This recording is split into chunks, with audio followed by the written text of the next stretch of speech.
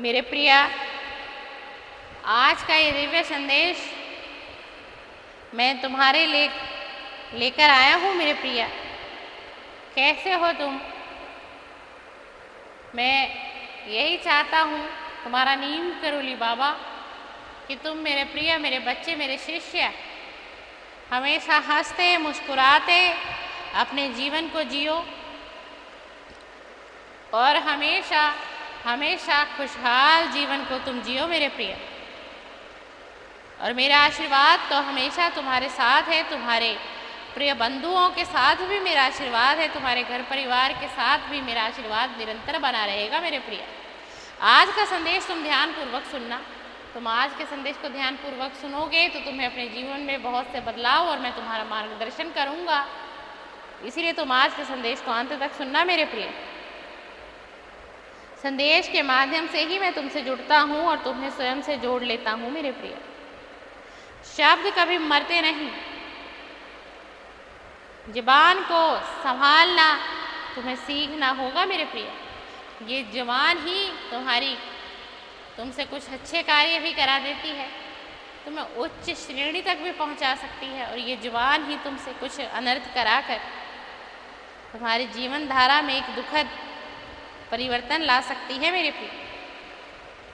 एक कहानी मैं तुम्हारे सामने रखूँगा, उसको सुन के तुम समझ पाओगे आज के मेरे संदेश को मेरे प्रिय। एक गांव की बात है।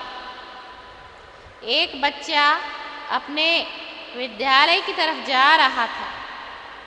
रास्ते में घना जंगल पड़ता था। सहसा उसे कुछ सरसराहट सुनाई दी। वह चीखा कि तू कौन है? बच्चे को जवाब क्या आया? जवाब में वही गूंज सुनाई दी उस बच्चे को, तू कौन है? लड़कपन में बच्चा फिर चिल्लाया, ओए एक बार सामने तो आ। फिर वही जवाब, वही स्वर, वही शैली। बालक एकदम से थर्रा गया, कांप गया उसका पूरा शरीर और उसका मन भीतर से डर गया। दौड़कर लौटा और माँ के आंचल में पनाह ली। माँ ने समझाया, बेटे तू डरता क्यों है? वन तो तेरा मित्र है। अच्छा कल तू उसे मित्रवत पुकारना। अगले दिन वन पहुंचकर बच्चा तेज आवाज में बोलता है, कैसे हो तुम मित्र? फिर से एक प्रतिध्वनि होती है, कैसे हो तुम मित्र? यह वन एक छोटा सा मॉडल है इस पूरी दुनिया का। आप जैसी ध्वनि का उच्चारण करेंगे, बदले में वैसे ही सुनेंगे मेरे प्रिय, मेरे बच्चे। मैं तुम्हारा बाबा नीम करोली आज तुम्हारे जीवन का मार्गदर्शन करने आया हूँ, तुम्हारे लिए सफलता का रास्ता बनाने आया हूँ मेरे प्रिय। वायुमंडल आपके हर शब्द, उसकी सख्त नरम ऊंची नीची शैली हर चीज को बारीकी से सोख लेता है। फिर एक न एक दिन उसकी प्रतिध्वनि सूद समेत जरूर लौटाता है मेरे प्रिया। और यही उस बालक के साथ भी घटित हुआ।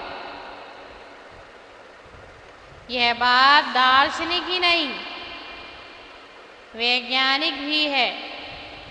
जब हम कोई भी शब्द बोलते हैं तो उसका ब्लूप्रिंट ऊर्जा तरंगों के रूप में वायुमंडल में ठहर जाता है। दूसरा, ये शब्द तरंगे कभी नष्ट नहीं होती। जैसा कि ऊर्जा संरक्षण का नियम कहता है, ऊर्जा को न तो बनाया जा सकता है और ना ही नष्ट किया जा सकता है। इसे केवल एक रूप से दूसरे रूप में परिवर्तित किया जा सकता है। विज्ञान कहता है कि ये ऊर्जा तरंगे एक बंद घेरे में घूमा करती हैं। आप एक विद्युत सर्किट की जांच करके देख लीजिए, उसमें विद्युत सिग्नल जिस बिंदु से शुरू होगा वो है घूमकर उसी पर रुकेगा मेरे प्रिय। और यह सत्य है, तुम इसको आजमा कर भी देख लेना मेरे प्रिय। यही आदत हमारी शब्द या कर्म तरंगों की भी है। एक थ्योरी मैं तुम्हें बताता हूँ, आइंस्टीन की थ्योरी बताती है कि ब्रह्मांड भी एक बंद घेरा है। यदि हम ब्रह्मांड के एक बिंदु से यात्रा करना शुरू करें तो एक ना एक दिन फिर उसी बिंदु पर ही पहुंचेंगे। जो तरंगे हमसे निकली हैं एक दिन हमारे पास वापस लौट कर आनी ही है मेरे प्रिय। और यही मैं तुम्हें इस कहानी के माध्यम से समझाना चाह रहा था कि मेरा प्रिय, मेरा शिष्य मेरी बातों को समझें। हम सभी शीश महल में रहते हैं, चारों ओर शीशे ही शीशे हैं। इनके बीच रहते हुए अगर हम गुर्राएं और मुस्कुराहट की आशा रखें तो यह हमारी मूर्खता ही होगी मेरे प्रिय। मुस्कुराएंगे तो मुस्कुराहट मिलेगी, ठीक इसी तरह अगर हम गुर्राएंगे तो गुर्राहट मिलेगी। हितैषियों ने इस सूक्ष्म विज्ञान को बड़े सरल ढंग से हमारे लिए पिरोया। 4 वेद 6 शास्त्र में बात मिली है, दोए सुख दीने सुख होत है। अगर आप किसी को सुख देते हैं तो आपको भी दुगने सुख की प्राप्ति होती है। दुख दीने दुख होए, और यदि आप किसी को दुख देंगे तो आपको भी दुख की प्राप्ति होगी, और सुख देंगे तो सुख की प्राप्ति जरूर होगी। यह ईश्वर का वचन है और ये ईश्वर का बहुत गहरा वचन है मेरे प्रिय। यही कर्मवाद सिद्धांत है। अब सोच लीजिए, हम किसी दूसरे का दिल दुखाकर स्वयं के लिए दर्द का सामान जोड़ते हैं। यह नादानी क्यों करते हैं मेरा प्रिया? यह एक महाप्रश्न है। हो सकता है कि इसके जवाब में आपकी बुद्धि शास्त्रार्थ करे। शांत मन किसी प्राणी को कभी कष्ट नहीं देता। मैं अशांत हूँ, इसलिए दूसरों को भी अशांत करने की कोशिश कर डालता हूँ। मैं क्या करूँ?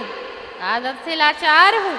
लेकिन याद रखें, हम इस बहाने की पतली गली से बचकर नहीं निकल सकते। प्रकृति दंड बरसाने से पहले हमारी विवशता या ज्ञानता नहीं देखेगी। सलामती इसी में से है कि हम जुबान को संभालना सीखें, मधु धूली भाषा बोलें। यदि अशांत मन विघ्न डालता है तो उसे ब्रह्मज्ञान आधारित ध्यान साधना से शांत करें। यही शांत रहने और शांति बिखेरने की पूंजी है मेरे प्रिय। यह संदेश मैंने तुम तक पहुंचाया और तुम तक लाने का एक बहुत बड़ा कारण था, तुम्हें समझाना था कि शब्द कभी मरते नहीं हैं, जुबान को संभालना सीखें।